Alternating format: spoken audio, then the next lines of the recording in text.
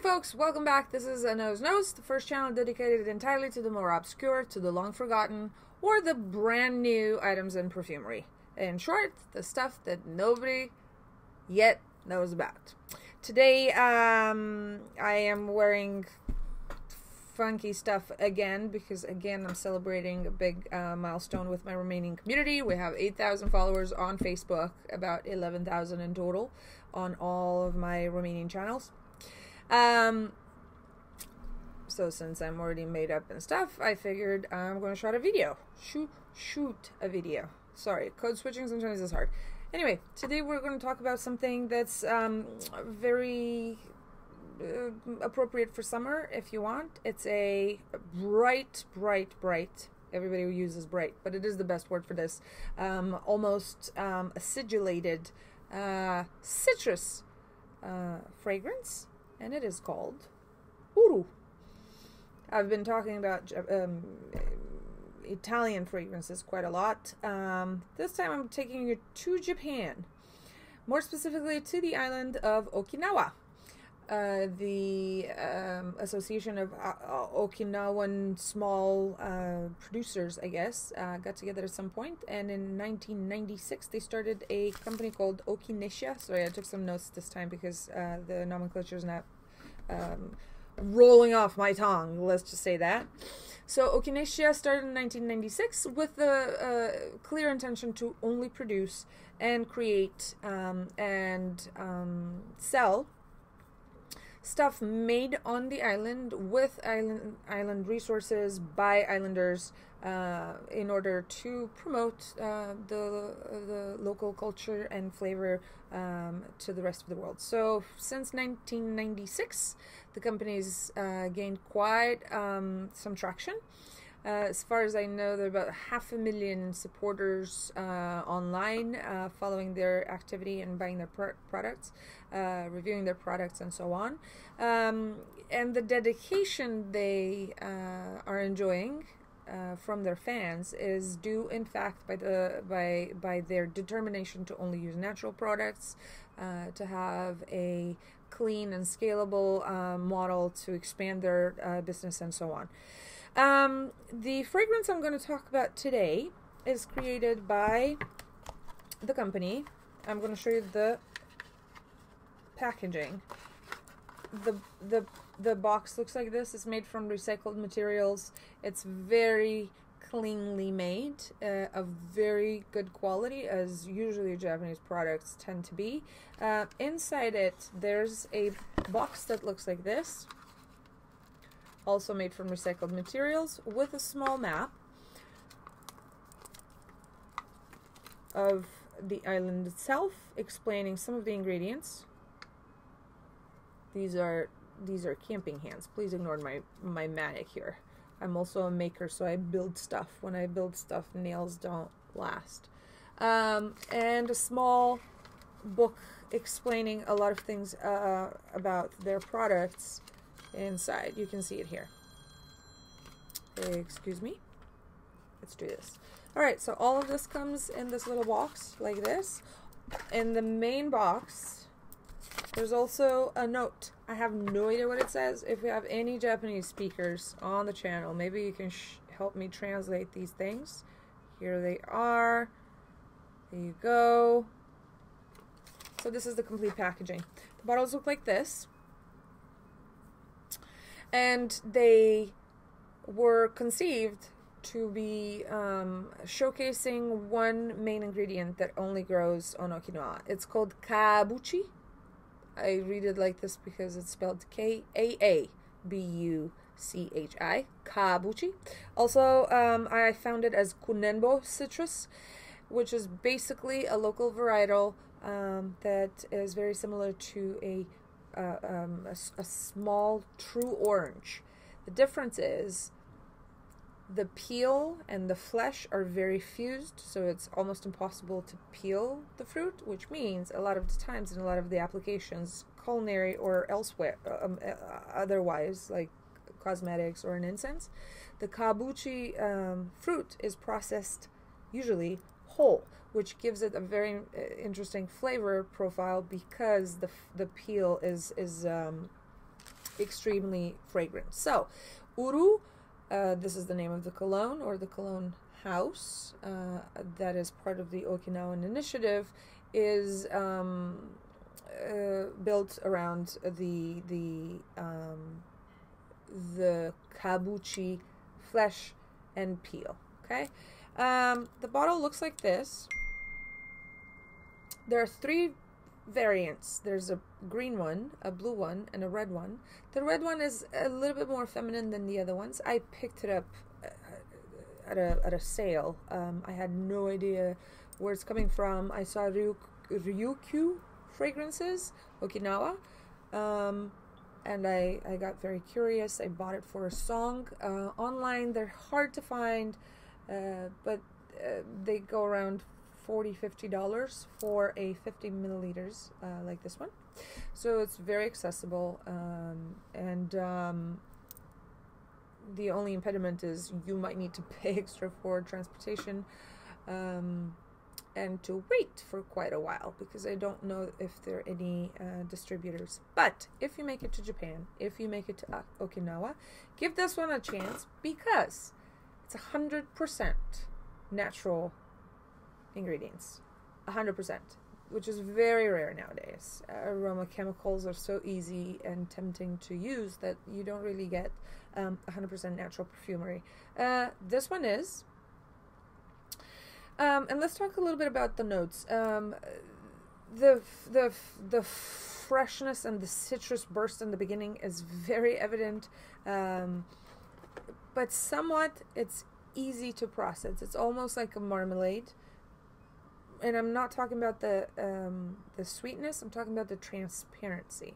It's not zesty, as in you don't go like this, and you don't feel like it's a juicy fragrance. More like it's a concentrated citrus flavor in a processed way, if it makes any sense. And you do feel the peel. It's almost like a bigarade in a way,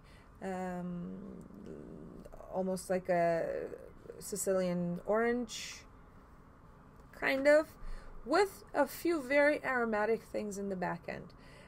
The first 2 things I thought about were Buddha's hand, the other very, very fragrant but floral citrus, that has no taste and nothing inside. For a foreigner like myself, first time I opened a Buddha's hand, that was the biggest disappointment in the world. But it does have a floral aroma that is very particular to that citrus. It's very similar to what I feel on top here.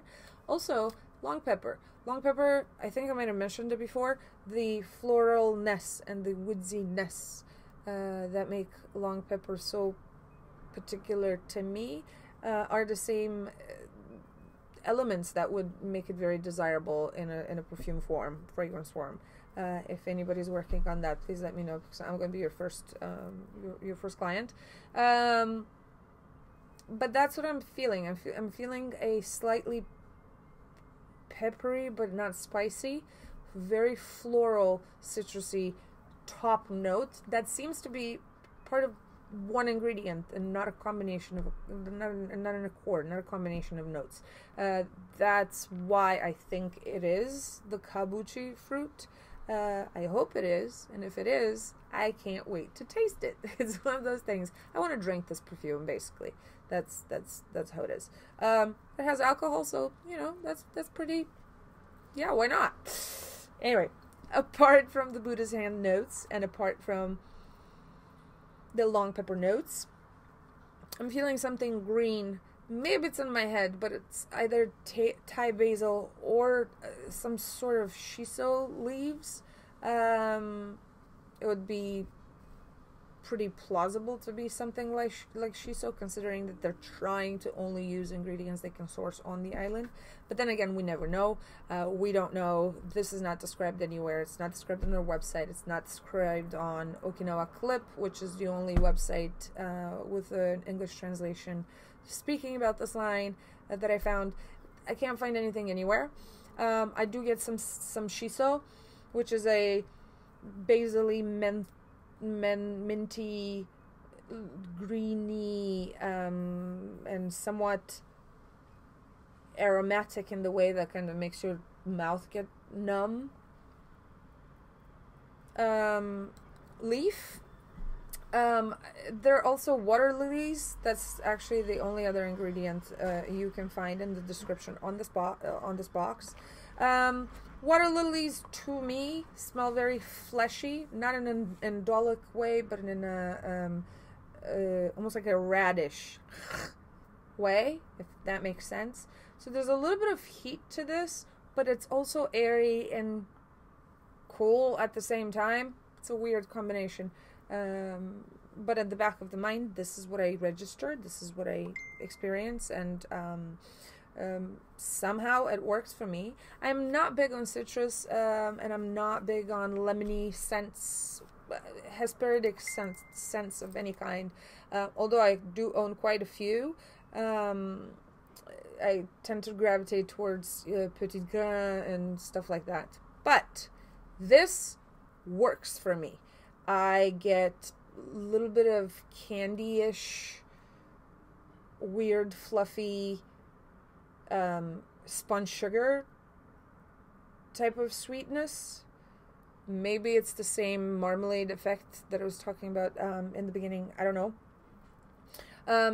There's some woodsy notes. There's definitely some cypress in there. There's no terpenic stuff in here. I can't feel any resiny, maybe a little bit of elemi. I don't know if they have it over there, or maybe even pine resin, but it's very neutral. It's not terpenic at all. There's no smoke. There's no tar. There's no harshness. There's no fruit, except for maybe, of course, apart from the citrus, except for maybe, I feel a little bit of peachy subnotes. I'm also feeling fruit flower. So it's either apple blossom, plum blossom, pear blossom, something like that. I am not good enough. My nose, I guess, I'm a bloodhound, but in this case, things are mixed in a way that don't allow for me to perceive exactly what the note is. But it is a fruit tree flower.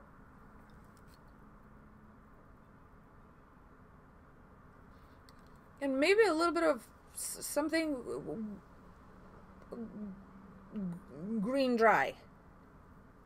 Hay, papyrus, something along those lines. I love this. Again, I'm a balsamic, girl all the way. I'm on harsh vetivers all the way. Not into citrus, not into fruit necessarily. Of course, there's plenty of exceptions, and I have 300 and something bottles behind me, most of which are exceptions to my rules, which is lovely.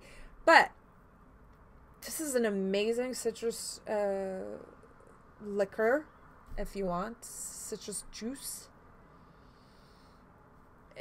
Performance-wise, it's light.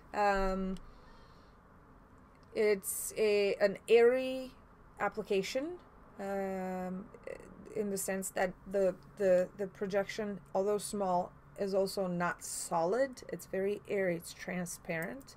Sillage, I actually have no idea. I haven't moved around enough to note on that. But persistence and longevity, medium. It's a citrus, natural oils.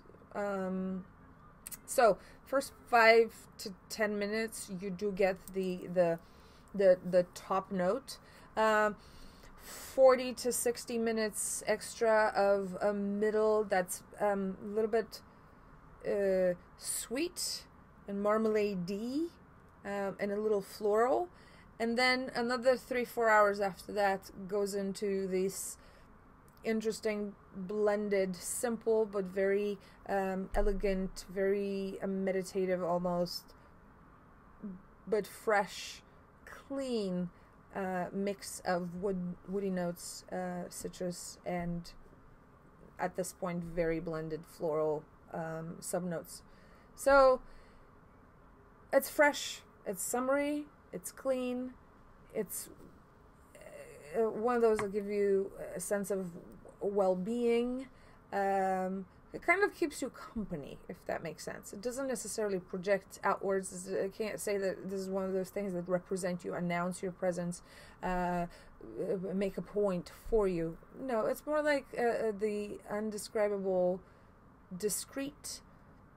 Almost makes me think of those moments when you smile looking at Miyazaki movies.